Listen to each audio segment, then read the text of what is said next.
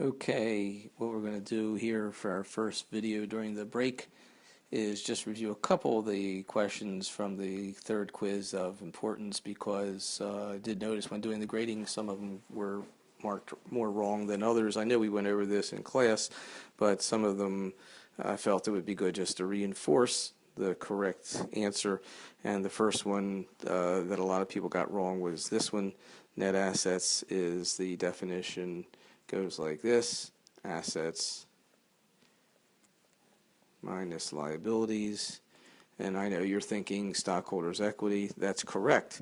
But another terminology is net assets, net of liabilities. That's what the word net means here. Remember, net always means one number or a combination of numbers combined. So here the combination is assets and liabilities.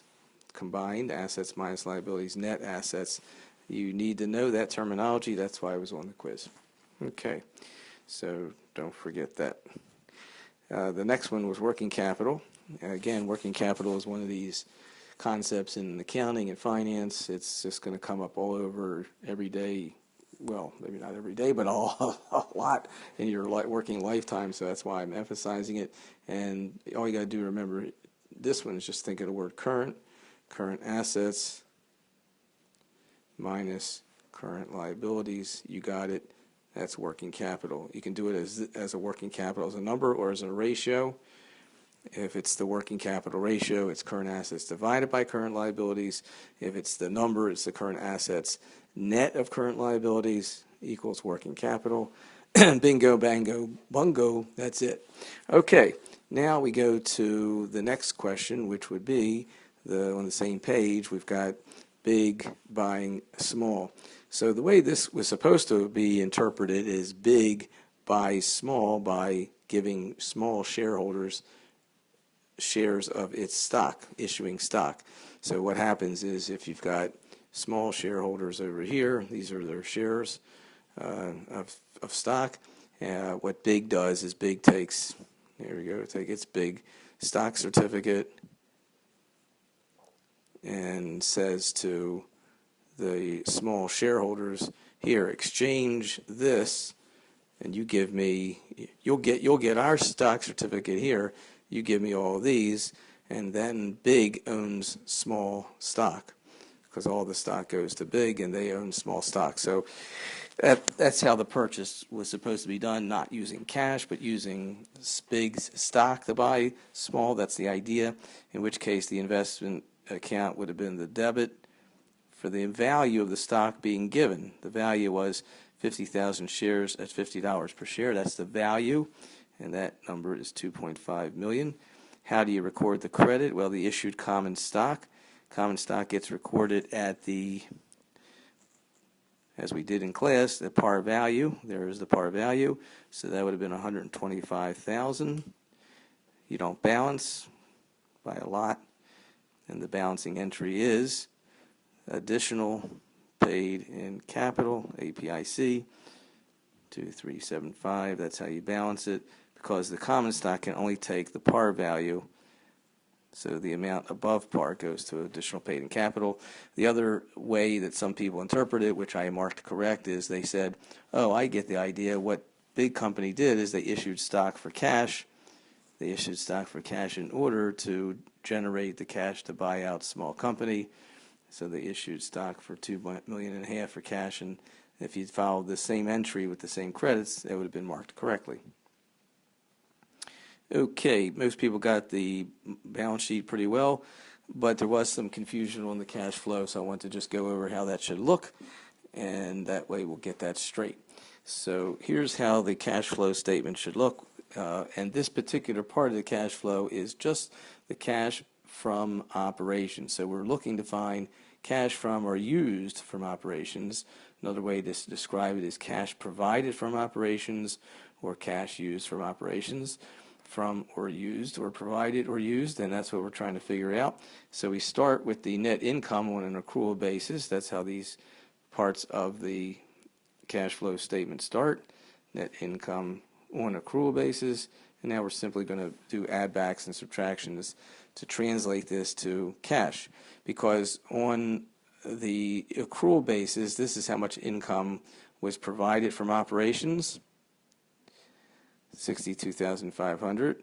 Now we want to see how much did operations actually provide or use in cash for the operating itself. So we add, well, always the first thing we do is just add back depreciation, since that's never cash. That's always an add back, and it's the difference between these two numbers, which in this case was 47.5. So it's an add back of that number. That's a plus. Then we look at all the other accounts that have something to do with the accrual-based accounting, and that would be starting with the accounts receivable, and we're looking for the change. One way to do it is you look for the change and say, okay, why did it change? So it went up, which means we have in the accrual number of income, we've got some income that hasn't been recognized in cash. How much is that? It's the difference. That difference has to be subtracted, and that number was 14,000 something. I won't bother figuring out the exact number, but it was 14,000 something. That's one way to do it. The other way to do it is using my last video, which was sort of a baby way of doing it, but it's certainly very effective. It's been effective for me. And say, okay, accounts receivable went up. To get accounts receivable to go up, I have to debit it. If I debit it and I pretend that the offsetting entry is always to cash, so it'll be a credit to cash. Is that increasing cash or reducing cash? It's reducing, and thus it's a negative subtraction from cash from operations, going from accrual to cash basis. Same methodology, same logic for the next issues, and that would be prepaid insurance. Prepaid insurance, that was an account that, as you can see, what happened there, prepaid insurance went down. It's normally a debit balance. In order to get a debit balance down, you got a credit. So prepaid insurance would have been a credit, a 625. That's a credit. And if you use my fantastic phantom journal entry, my fantastic phantom journal entry, the debit would have been to cash. Again, that's not necessarily the entry really made, but it's to help you with the cash flow. Debit to cash for the 625. So we're going to add cash here. That'll be an addition. Do the same thing with payables.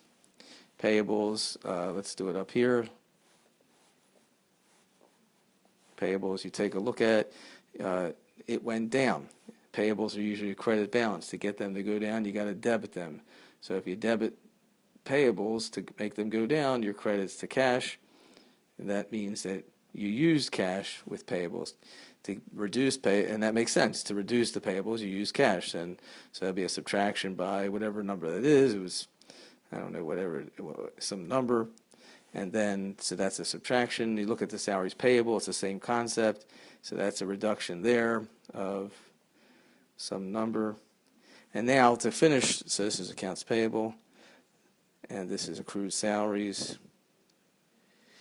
And in the proper presentation, by the way, they'll say decrease or increase. In this case, it's increase because the accounts payable went up. So that'll be increase. This is a decrease in prepaid insurance.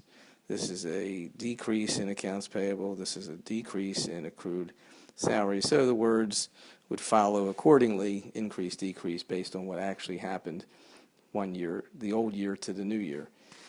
Then in the formal presentation, you just simply draw a line and take the net of all this.